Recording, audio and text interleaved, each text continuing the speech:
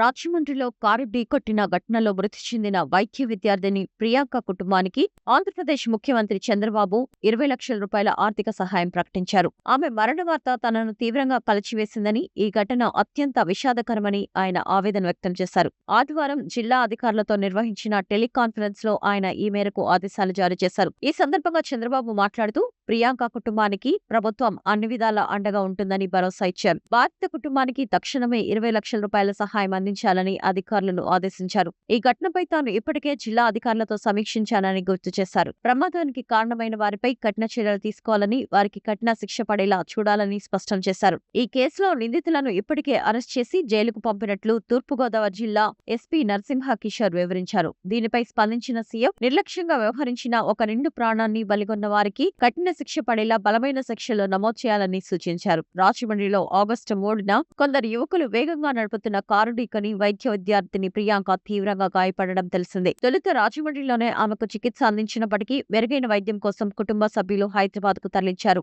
అక్కడ చికిత్స పొందుతూ ఆమె కన్నుమూసింది.